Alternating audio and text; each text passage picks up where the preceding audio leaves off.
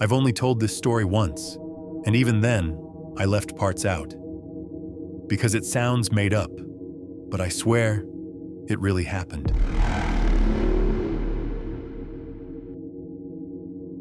It was the winter of 2019. I was 17 and living with my parents in the kind of neighborhood where nothing ever really happened. Not rural, not city, just boring, overcast suburbia. We had a finished basement where I'd hang out after school. My gaming setup, a mini fridge, a secondhand couch from my uncle, all crammed into this warm, low-ceilinged space I basically lived in. It had 2 small windows. You know the kind, those half-height rectangular ones set into window wells just above ground level. The only reason I even bring that up is because they were technically the only way anyone could see into that room from outside. And even then, they'd have to be standing in one of those narrow gravel trenches to do it. It started on a Monday night. I was playing something on my PS4 with headphones on, late, maybe 1:30 a.m. I was alone down there, just the glow of the screen and the hum of the heater vent. And then I felt it. Not heard, felt. Like a vibration. A thump that somehow translated through the floor, through the controller, through me. I paused the game and pulled off my headset. Everything was quiet. Then it happened again. Tap. Tap, tap. It was coming from behind me, near the window wells. I turned around and stared at the far wall, where one of the little basement windows sat in shadow behind the couch. I waited. Tap, tap, tap. This time slower, like fingers. At first I thought maybe it was ice or a tree branch or an animal, but there's nothing planted back there. No bushes, no trees near the window, just flat yard, fence, and darkness. I stood up slowly. The tapping stopped. I didn't want to, but I crossed the room and crouched near the window, trying to look up and out. All I could see was frost and gravel, and then a shape. A faint silhouette moved just outside the frame. And for half a second, I swear I saw the reflection of an eye. Just one. Low to the ground. Staring in, I jumped back and hit the wall. The tapping didn't return. The next morning, I told my dad. He brushed it off, said it was probably a raccoon or some idiot kid playing a prank. But the look in his eyes said he didn't like it either. We went outside and checked the window well. No prints in the gravel. No disturbed snow. Nothing. Still, I stopped using the basement at night. For a while. Then Thursday came. My parents were out. My sister was at a friend's. I was home alone. I figured I'd be fine upstairs. But the internet started acting up, and the router was in the basement. I went down around 10:30 p.m. just to reset it. Didn't even turn on the full lights, just the switch near the stairs. That dim corner lamp barely lit the room. As I reached the router, it happened again. Tap, tap, tap. I froze. I hadn't touched the window, hadn't made a sound, but the tapping was back. Same window as before. And this time, it wasn't slow. It was frantic. Fast. Like fingertips drumming against the glass. I didn't look. I couldn't. I ran up the stairs and slammed the basement door. Locked it. Called my dad. They came home early. My mom stayed inside while my dad went around the house with a flashlight. Again, nothing. No footprints.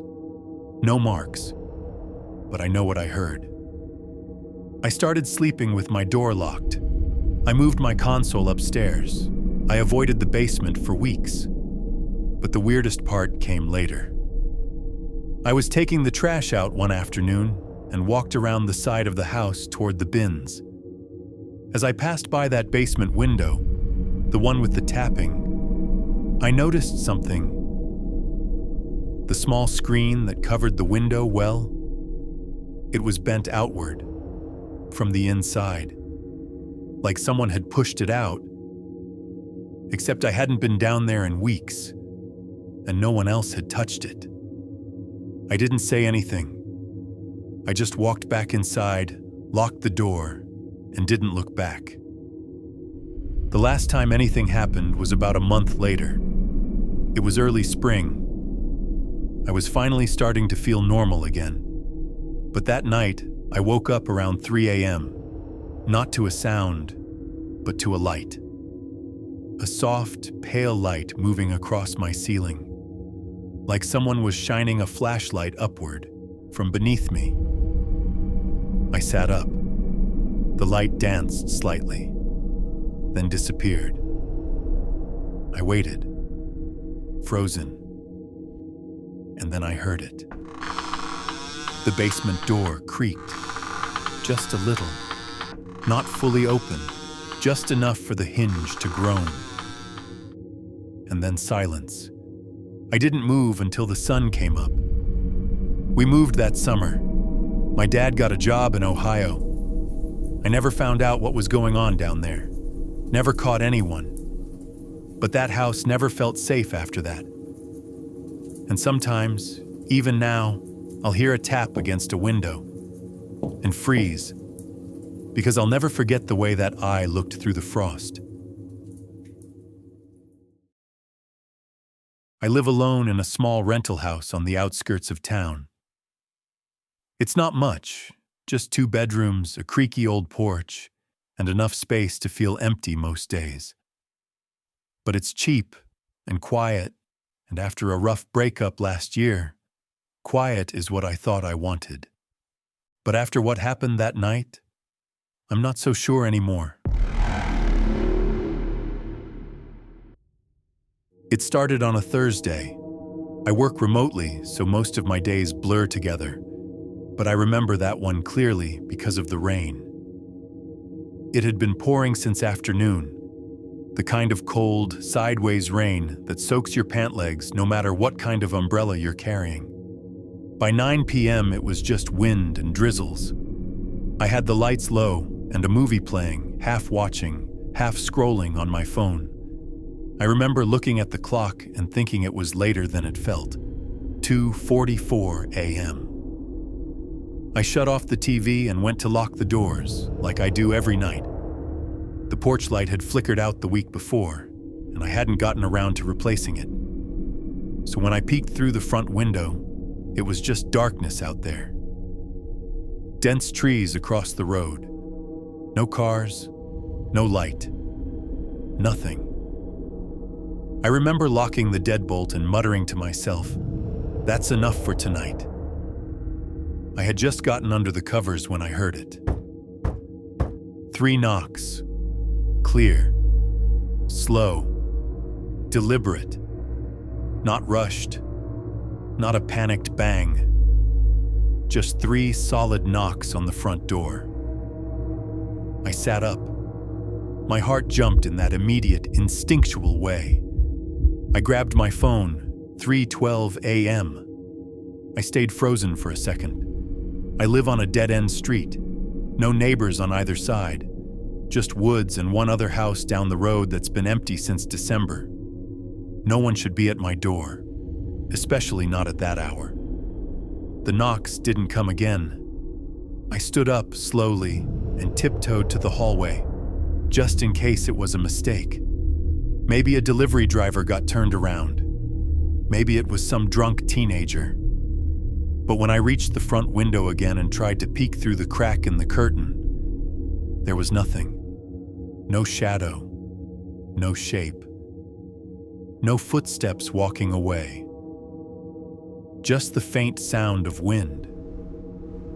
I didn't open the door. Instead, I locked the chain, double-checked the deadbolt again, and stood there for what felt like 5 full minutes. just staring at the door, waiting. Nothing. I went back to bed, but I barely slept. Every creak of the house, every groan of the wind sounded louder than usual, more intentional. The next morning, I got up early. The sun was out, birds chirping, and for a second I convinced myself it was all in my head. Just stress and a weird dream. Until I opened the front door. My porch was damp from the rain, and the muddy footprints were unmistakable. They started directly at my front door and led away. One set, bare feet, human, long toes, wide stance, but no prints leading to the door. Just a trail going down the steps, across the lawn, and vanishing into the road. I stood there for a long time, just staring. It didn't make sense. I took pictures, measured the size with my shoe. They were bigger than mine by a few inches. I don't live near any trails. There's no sidewalk, no foot traffic, and the footprints were fresh, pressed into the wet wood and still a little slick. It looked like someone had appeared at my door in the middle of the night and walked away barefoot. I didn't call the police. What would I even say? Instead, I told myself it was some drunk kid messing around. But that night, I couldn't sleep again. I kept the lights on, sat on the couch with a baseball bat I hadn't touched since college. Nothing happened, but 2 nights later, Sunday, I heard it again. 3:12 a.m. 3 knocks. This time I didn't even move. I was already awake, just sitting there in the dark, waiting. I stared at the door, phone in hand. I even recorded a voice memo, whispering the time and describing what I heard. But again, no one was there when I looked through the window. The next morning, more footprints. Fresh. This time the prints were a little smeared, like whoever made them had been dragging one foot slightly. Same direction. Away from the house. Still barefoot. I called my friend Ben. He's a sheriff's deputy in the next county over. I didn't want to report anything official, but I asked him what he thought. He asked a bunch of questions. Did I see anyone? Did I hear anything else? Any sign of damage? Number just the knocking. And the footprints. He said it was probably a transient. Maybe someone squatting in the woods or the abandoned house. Said I should get cameras installed and maybe carry protection. That same day, I bought 2 cheap outdoor cams from Best Buy and mounted them by the porch and the side yard. I also replaced the porch light. That night, I slept with one eye open. Monday came and went. No knocks, no prints. I checked the camera footage the next morning. Nothing. Not even raccoons. Tuesday, same thing. By Wednesday, I started to relax. Maybe whoever it was had moved on. Then Thursday night rolled around. 3:12 a.m. Not 3 knocks this time. This time it was scratching, long, slow, deliberate. Like fingernails dragging down the wood of the front door. I bolted upright. My heart was pounding so hard I felt dizzy. I grabbed my phone, turned on the live feed from the porch cam, and it was frozen. The image was stuck, a still frame from over an hour earlier. I checked the other camera. Same thing. Both were offline. I didn't go to the door this time. I stayed in bed, clutching the bat, breathing through my teeth. The scratching went on for almost 30 seconds, then stopped. The next morning, the camera feed was working again. But no new footage. And yes, the footprints were back. This time, they started at the bottom of the porch steps and stopped at the door. And that was it. Nothing leaving. Just a pair of muddy footprints ending inches from my front door, and no trace of return.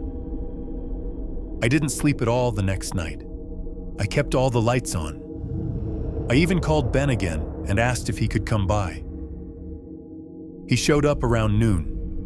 We walked the property together. Nothing. No signs of anyone. No new prints in the yard. He looked uneasy, but didn't say much.